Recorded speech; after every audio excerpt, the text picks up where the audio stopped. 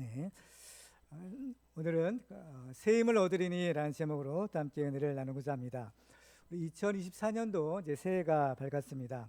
새해는 하나님이 주시는 그 새 힘을 받아서 항상 승리하는 축복의 한 해가 되시기를 주님의 이름으로 축원합니다. 2023년도를 돌아보면 우리 교회는 조금 전에 우리 동영상에서 보신 것처럼 하나님의 은혜로 행복한 시간을 보냈습니다.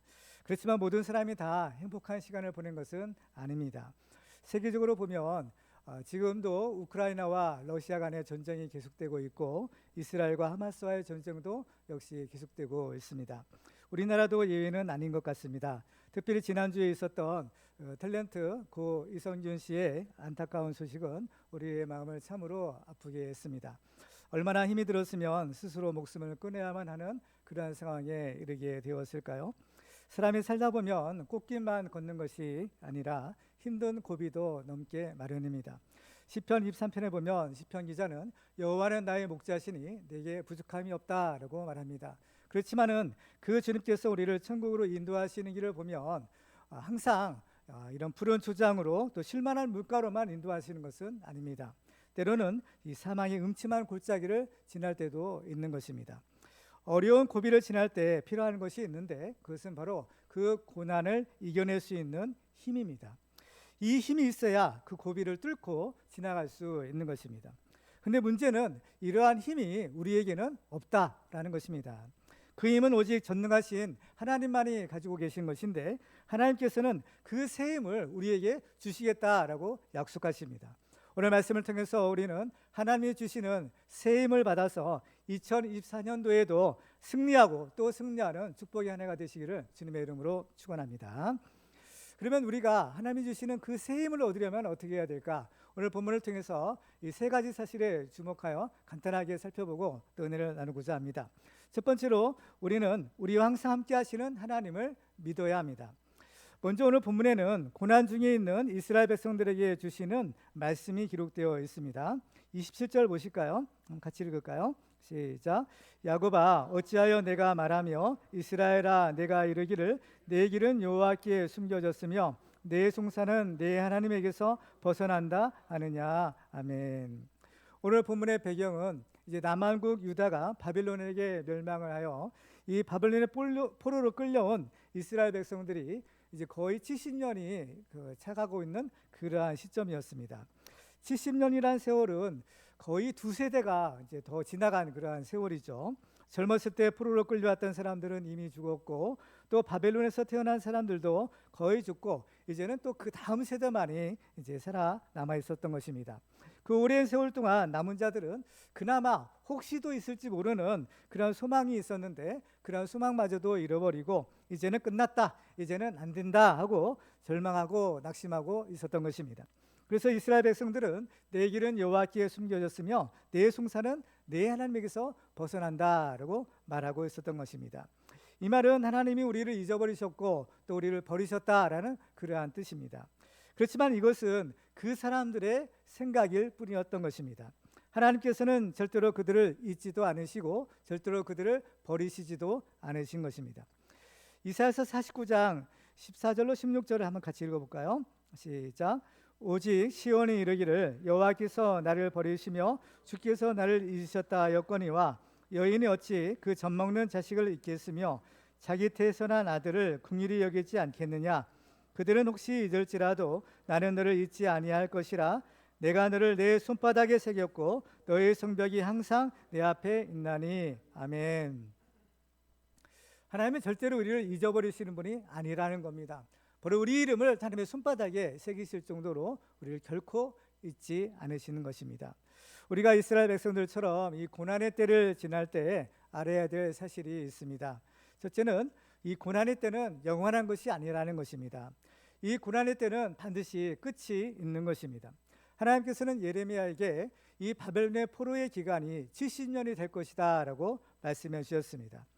하나님께서 정하신 기한이라는 것은 사람이 고칠 수가 없는 것입니다. 이 70년이라는 세월이 차야만 하고 또 40년이라는 연수가 차야만 하는 것입니다. 따라서 만일 우리에게도 어떤 정해진 고난의 때가 있다면 그 고난의 때가 차기까지 인내하는 수밖에 없는 것입니다. 성경을 보면 믿음이란 것은 인내하는 것이다 라고 말씀합니다. 야고보서 5장 11절에 보면 보라 인내하는 자를 우리가 복되다 하나니 너희가 욥의 인내를 들었고 주께서 주신 결말을 보았거니와 주는 가장 자비하시고 긍휼히 여기시는 이시니라 라고 하십니다. 또 누가복음 21장에 보면 너희 인내로 너희 영혼을 얻으리라 하십니다. 이 고난의 때에 중요한 것은 우리가 하나님의 때를 기다리며 인내하는 것입니다. 이 고난의 때에 또한 우리가 주의할 것이 있습니다. 그것은 서로 원망하거나 미워하지 않는 것입니다.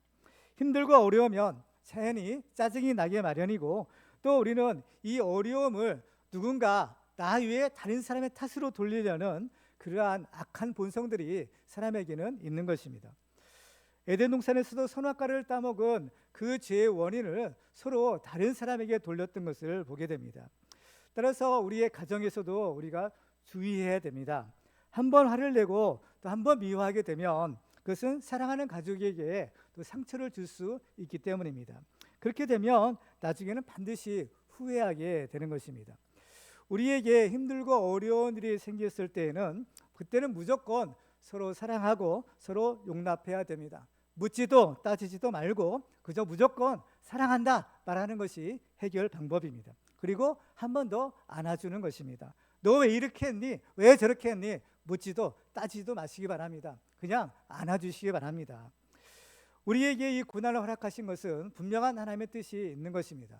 그 고난이 우리에게 주어지지 않아야 되겠지만 설령 주어졌을 때에는 이 고난을 이겨야 되는 것입니다. 로마서 5장 3절과 4절을 같이 읽어볼까요? 시작. 다만 이뿐 아니라 우리가 환난 중에도 즐거워하나니 이는 환난은 인내를, 인내는 연단을, 연단은 소망을 이루는 줄 알미로다. 아멘. 그렇습니다. 연단에는 이 고난에는 이러한 유익이 또 있는 것이죠. 그러면 우리가 이 고난을 당할 때 하나님은 도대체 무엇을 하고 계시는 것일까요? 그것은 이 우리가 고난을 당할 때에도 하나님은 우리와 항상 함께 하신다라는 것입니다. 하나님은 고난 당하고 있는 그 하나님의 백성 중에 거하실 뿐만 아니라 고난 당하고 있는 그 하나님의 백성과 함께 고난을 당하고 계시는 것입니다. 여러분 가운데 고난 중에 너무 아파서 눈물을 흘리고 계신 분이 혹시 계십니까? 하나님은 여러분보다 더 아파하시고 또 눈물을 흘리고 계심을 믿으시기 바랍니다. 어떤 사람이 하나님을 잘 믿었습니다. 그는 항상 하나님이 자기와 함께 해주시고 제가 기도하기만 하면 하나님이 도와주신다라고 생각을 했습니다. 그런데 너무나 힘들고 어려운 이 고난의 때를 지날 때 아무리 하나님을 찾고 아무리 하나님께 기도해도 아무런 응답이 없었다고 합니다. 이 사람이 죽어서 하나님 앞에 갔을 때 그는 하나님께 따지듯이 물었다고 합니다. 아니 하나님께서 내가 그렇게 힘들고 어려울 때 도대체 어디에 계셨습니까? 아무리 하나님을 찾고 또 기도해도 주님은 응답이 없으셨습니다. 그러니까 하나님께서는 자기의 지나간 인생길을 보여주시더라는 거예요. 그래서 이 사람이 보니까 자기가 처음 하나님을 만났을 때부터 주님과 나란히 걸었던 발자국이 찍혀 있더랍니다. 근데 어느 순간에는 두 사람의 발자국이 아닌 한 사람의 발자국만 찍혀 있었던 것이에요. 그래서 자세히 보니까 그때가 바로 자기가 가장 힘들어했던 바로 그때였던 것입니다. 그래서 이 사람은 하나님께 따졌습니다. 보세요 하나님, 이때 내가 얼마나 힘들어했는지 아십니까? 그때 하나님은 과연 어디 계셨습니까? 내가 그렇게 어려울 때 하나님이 좀 나를 도와주셨으면 얼마나 좋았겠어요. 나 혼자 저 길을 가느라고 정말 죽을 뻔하지 않았겠습니까? 그때 하나님은 어디 계셨습니까? 그러자 하나님이 말씀하셨답니다. 저 발자국을 자세히 보거라. 저 발자국이 누구의 것이냐? 그래서 그 발자국을 자세히 보니까 그 발자국은 자기의 발자국이 아니라 바로 주님의 것이었던 것입니다. 그래서 이 사람이 물었습니다. 내가 분명히 저기를 갔는데 왜 저기에 내 발자국이 아니라 주님의 발자국만 남아있습니까? 그것은 내가 너를 업고 갔기 때문이다. 내가 하도 힘들어하기에 내가 너를 업고 갔단다. 이 말씀처럼 하나님은 우리를 업고 가시는 분이신 겁니다. 실제로 하나님은 우리를 업고 가신대요. 출애굽기 19장 3절과 4절 같이 한번 읽어볼까요? 시작. 모세가 하나님 앞에 올라가니 여호와께서 산에서 그를 불러 말씀하시되 너는 이같이 야곱의 집에 말하고 이스라엘 자손들에게 말하라. 내가 애굽 사람에게 어떻게 행하였음과 내가 어떻게 독수리 날개로 너희를 업어 내게로 인도하였음을 너희가 보았느니라. 아멘. 하나님은 이스라엘 백성들을 독수리 날개로 업어서 인도하셨다라고 했습니다. 여러분은 어떻습니까? 하나님이 여러분을 잃어버리셨다고 생각하십니까? 하나님이 여러분의 기도를 외면하고 계신다고 생각하십니까? 하나님은 절대로 여러분을 잊지도 아니하시고 지금 하나님께서는 여러분을 인도하고 계시는 것입니다. 하나님은 지금도 우리를 독수리 날개로 업어서 인도하고 계심을 믿으시기 바랍니다. 하나님은 우리가 좋을 때뿐만 아니라 어려울 때에도 항상 우리와 함께 하시는 분이십니다. 하나님께서는 이 축복을 주시기 위해서 임마누엘의 예수님을 우리에게 보내주신 것입니다. 예수님을 믿는 우리는 우리와 항상 함께 하시는 하나님이 주시는 그 새 힘을 얻고 모든 고난을 능히 이기고 승리하시기를 주님의 이름으로 축원합니다. 두 번째로 우리가 하나님이 주시는 새로운 힘을 얻으려면 영원하신 창조주 하나님을 알아야 합니다. 이스라엘 백성들이 고난 중에 낙심하고 불평했던 것은 그들이 하나님을 몰랐기 때문입니다. 오늘 28절을 같이 읽겠습니다. 시작. 너는 알지 못하였느냐 듣지 못하였느냐 영원하신 하나님 여호와 땅 끝까지 창조하신 이는 피곤하지 않으시며 곤비하지 않으시며 명철이 한이 없으시며 아멘. 너는 알지 못하였느냐 듣지 못하였느냐라고 물으십니다. 무엇을 알지 못하고 무엇을 듣지 못했단 말입니까? 하나님을 알지 못하고 하나님의 말씀을 듣지 못했냐라는 것입니다. 하나님은 어떤 분이신가라는 것을 우리에게 가르쳐 주십니다. 하나님은 어떤 분이신가? 하나님은 영원하신 하나님이시다라는 겁니다. 영원하신 하나님 여호와라고 했습니다. 여호와라는 이름의 뜻은 스스로 계시다라는 것이죠. 하나님께서 모세에게 알려주신 하나님의 이름입니다. 이 여호와라는 이름은 하나님과 그 백성 사이의 언약을 신실하게 지키시는 분이다라는 그러한 뜻입니다. 우리 사람은 언약을 지키는 데 실패했지만 그런데도 불구하고 하나님은 그 언약을 반드시 지키시는 분이신 겁니다. 따라서 이스라엘 백성들이 그들의 고국 이스라엘 땅에 살고 있든지 아니면 바벨론에서 포로로 끌려와 있든지 하나님은 변함없이 그 언약을 지키고 계신다라는 것입니다. 우리가 하나님에 대해서 알아야 될 것이 바로 이것입니다. 우리는 하나님을 사실 너무 알지를 못하고 있습니다. 그래서 우리는 우리 기준으로 신앙생활을 하려고 합니다. 그래서 내 상태가 좋으면 하나님이 살아있는 것처럼 보이고, 그러나 내 상태가 좋지 않으면 하나님이 없는 것처럼 생각하는 것입니다. 그러나 이런 것은 나의 생각과 나의 기준과 나의 소견일 뿐인 것입니다. 우리가 신앙생활을 제대로 하려면 우리의 관점을 바꾸어야 됩니다.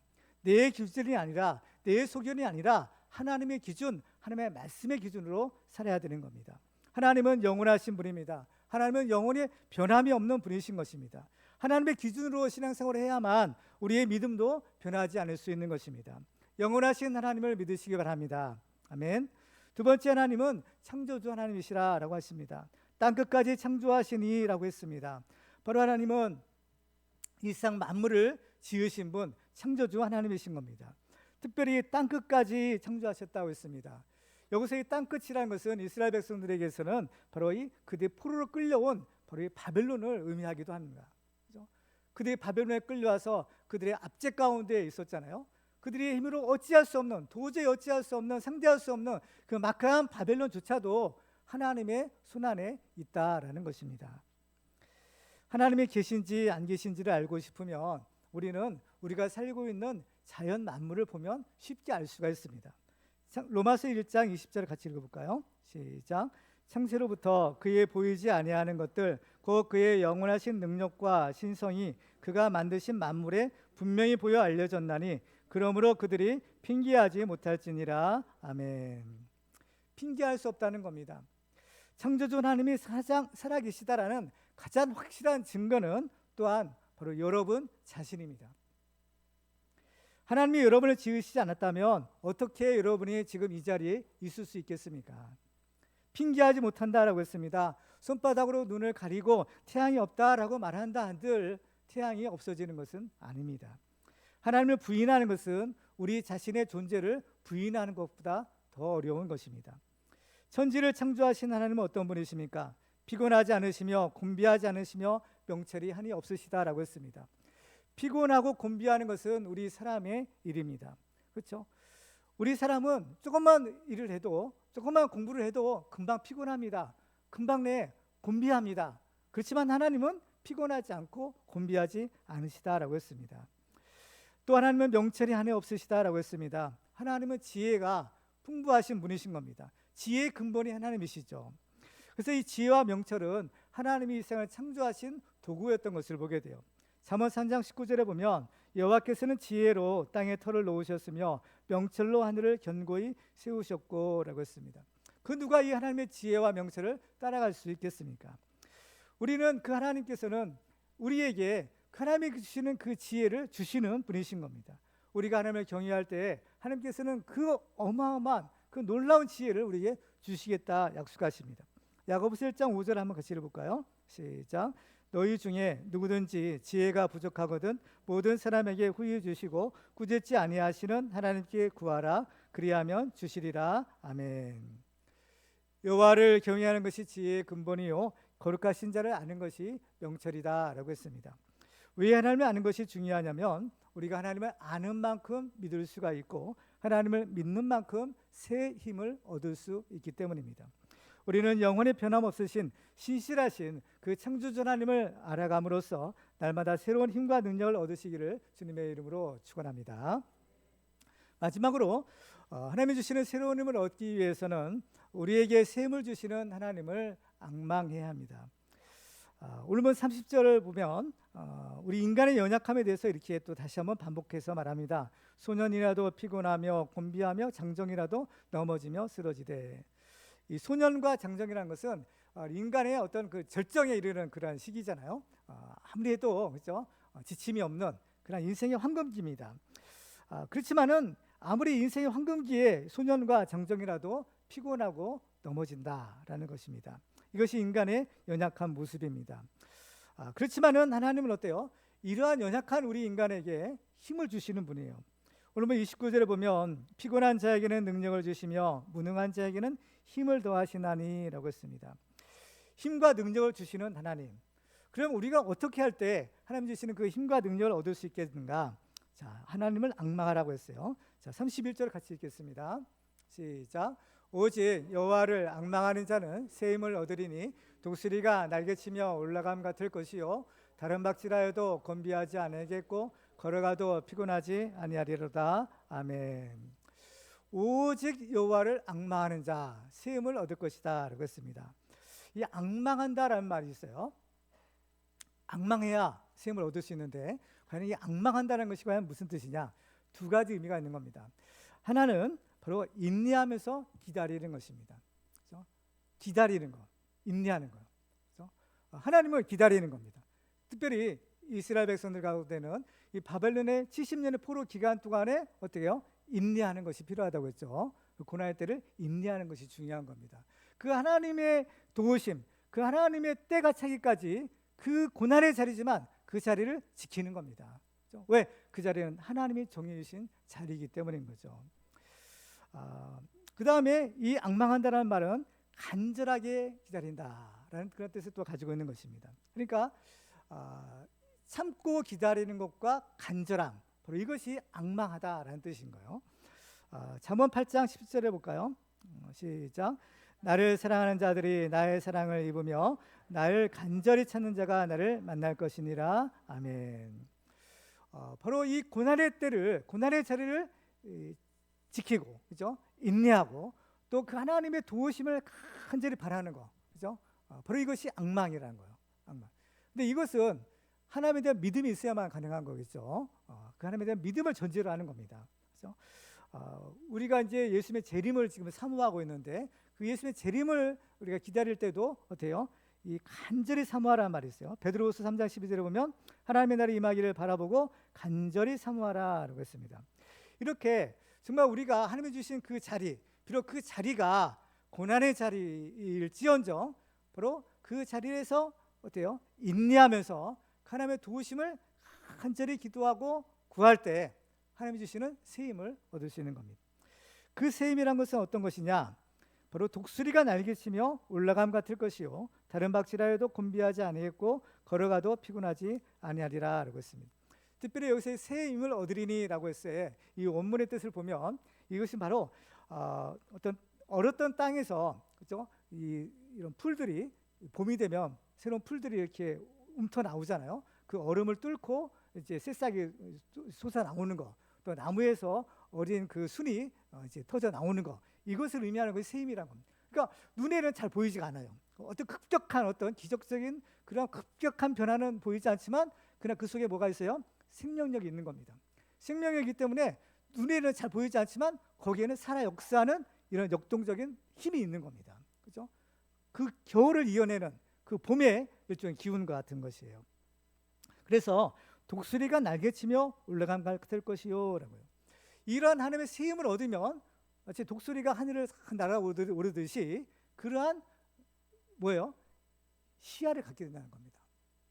땅에서 아둥바둥 거리는 것이 아니라 높이 올라 멀리 볼 수 있는 거예요. 이게 뭐냐면 하나님의 안목으로 보는 겁니다. 땅에서만 아둥바둥할 때는 먼 곳을 볼 수가 없어요. 그 때문에 눈앞에 있는 것만 가지고 일희일비하는 거야. 그렇지만은 높이 올라서 보면 우리 미래를 내다볼 수 있는 거예요. 그렇게 되면 이 미래를 내다봐야만 오늘의 고난을 이길 수 있는 겁니다. 그래서 독수리의 날개치며 올라감 같을 것이요. 또 다른 박질하여도 곤비하지 않겠다는 것. 다른 박질, 이거 뭐야? 달리기인 거죠. 언제 달리는가? 정주할 때 달리는 거예요. 그죠? 우리의 인생에는 이 달리기 하는 것처럼 경쟁할 때가 있는 겁니다. 그죠? 인생은 경쟁이라고 하잖아요. 일생 모든 것들이 다 경쟁이에요. 그죠? 다 경쟁인 겁니다. 마치 다름질하는 것 같아요. 달리기 하는 것 같아요. 거기에는 1등부터 순위가 정해져 있는 거예요. 그 다름질하는 것이 얼마나 피곤합니까? 경쟁이 무한 경쟁의 시대요. 학교에 들어가는 것도 대학에 들어가는 것도 경쟁이요. 또 회사에 들어가는 것도 경쟁이잖아요. 회사 안에서도 또 역시 경쟁인 겁니다. 그러니까 우리 인생이 피곤할 수밖에 없는 거예요. 우리 인생이 힘들 수밖에 없는 겁니다. 무한 경쟁의 시대를 살고 있기 때문에 일생의 원리는 경쟁의 원리인 겁니다. 그러니까 사람들이 안 피곤할 수가 없는 거예요. 다 곤비한 겁니다. 그렇지만 어때요? 다른 박질하여도 곤비하지 않겠다는 거예요. 왜? 하나님이 주시는 힘을 주시니까 그 힘으로 능히 승리할 수 있는 거죠. 그리고 걸어가도 피곤하지 아니하리라는 거. 이제 뭐 항상 달려만 갈 수는 없잖아요. 때로는 걸어가기도 하는 겁니다. 그죠? 이거는 꾸준히 걸어가는 인생길이에요. 그 인생길에서도 피곤하지 않을 것이다라고 말하는 겁니다. 그러니까 뭐 달려가든 걸어가든 하나님이 주시는 그 힘과 능력으로 피곤하지 않을 것이라는 거예요. 그렇죠? 피곤하다는 것이 뭡니까? 에너지가 떨어졌다는 건 아니겠어요?